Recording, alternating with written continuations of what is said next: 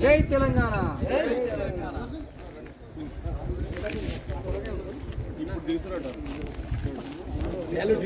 జై తెలంగాణ. జై తెలంగాణ. తెలంగాణ జర్నలిస్టుల ఐక్యత.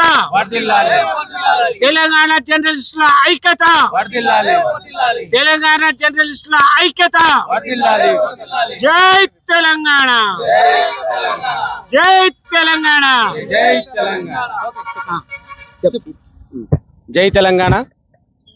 నేడు ఇబ్రహీంపట్నం నియోజకవర్గం నుండి హలో జర్నలిస్ట్ చలో కలెక్టరేట్ కార్యక్రమాన్ని నియోజకవర్గ అధ్యక్షులు సూరమణి సత్యనారాయణ ఆధ్వర్యంలో నిర్వహించడం జరిగింది. నేడు రాష్ట్రంలో కాంగ్రెస్ ప్రభుత్వం ప్రవేశపెట్టిన 252 జీవోను సవరించాలని కోరుతూ మన TUWJ ఆధ్వర్యంలో మనం ఈ కార్యక్రమం నిర్వహించడం జరిగింది. ప్రతి ఒక్క జర్నలిస్టుకు న్యాయం జరగాలన్నదే మన TUWJ మనం తలపెట్టిన కార్యక్రమం. కావున మన TUWJ నుంచి నియోజకవర్గంలో పెద్ద మొత్తాన అందరూ తరలి రావడం చాలా సంతోషకరమైన విషయం.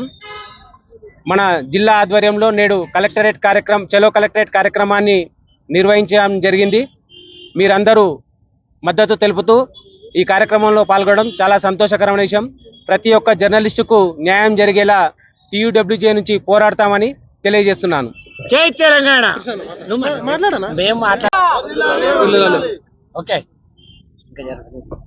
జర్నలిస్టు మిత్రులకు అందరికీ నమస్కారం.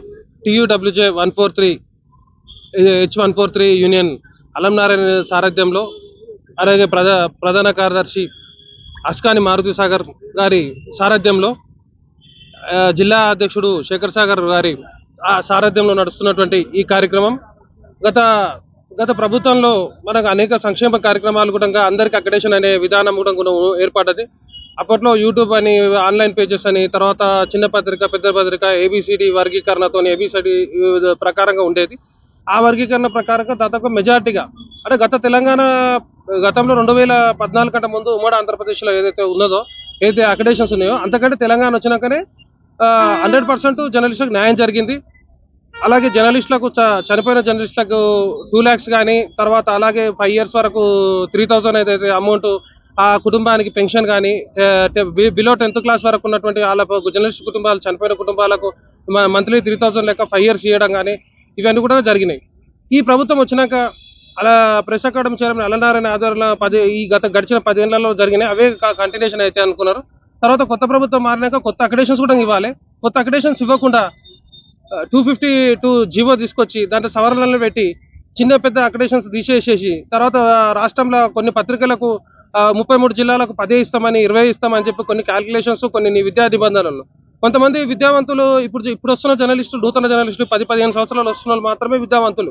అంతకుముందు ఉన్నోళ్ళు 10th class, ఇంటర్మీడియట్, తర్వాత బిలో 10th కూడా ఉన్నోళ్ళు చాలా మంది ఉండేది. ఆ కాలంలో అదే ఎడ్యుకేషన్ పెద్దది ఉండేది. ఇప్పుడు 40 ఏళ్ళు చేస్తున్న కూడా పరిస్థితి, డిగ్రీ పెట్టండి కాన్స్టిట్యూన్సీ అయితే, ఇంటర్ పెట్టండి కాన్స్టిట్యూన్సీ అయితే అని చెప్తే, ఇప్పుడు ఇంటర్ ఎడికని తెస్తారు, డిగ్రీలు ఎడికని తెస్తారు, అందరు తేలేరు.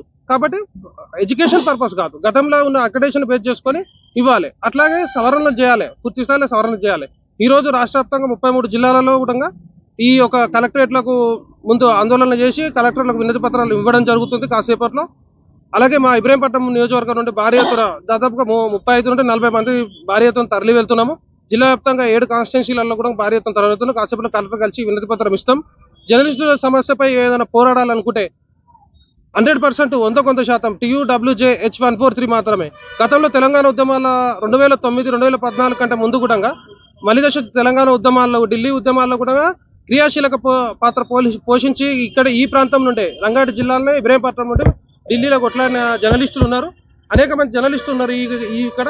గతంలో కొట్లాడిన ఒక జర్నలిస్టు శశివర్ణం అనేది కూడా ఆయన గతించిండు. కొంత బాధాకరం. ఆయన లేని తర్వాత ఇది 2వ ప్రోగ్రాం. గతంలోనేమో 2022 డిసెంబర్ 22న మన ప్రోగ్రామ్ జిల్లా కార్యక్రమం కూడా ఇక్కడికి నుంచి స్టార్ట్ చేసినాం కొంగాలరా.